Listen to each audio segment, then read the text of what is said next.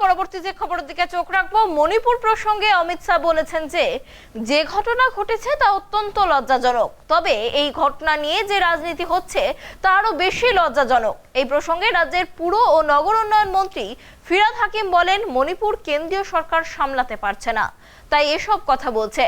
বিজেপির বিভাজনের রাজনীতির ফল মণিপুর ও হরিয়ানা, যদি সামলাতে না পারেন ছেড়ে দিন, আমরা দেখে নিচ্ছি। এদিন ভাঙড় প্রসঙ্গে ফিরহাদ হাকিম বলেন, যারা এই ঘটনা ঘটিয়েছে তারা সবাই গ্রেপ্তার হবে।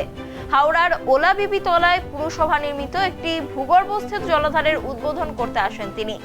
এতে হাওড়া শহরের জলের সমস্যার অনেকটাই সমাধান হবে বলেও জানিয়েছেন তিনি।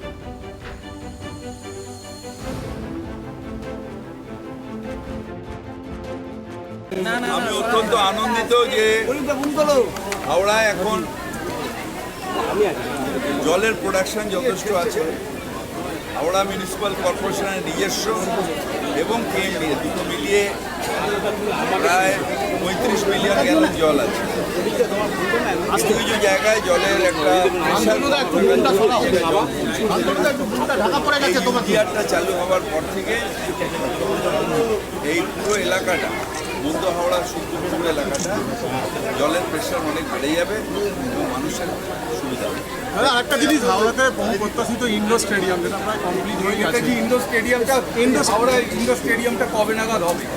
এটা কি আমাদের না Dumurjala indoor stadium, indoor stadium এটা হয়ে যাবে। একটু জানেন, আমাদের 1,17,000 কোটি টাকা সেন্ট্রাল দিচ্ছে।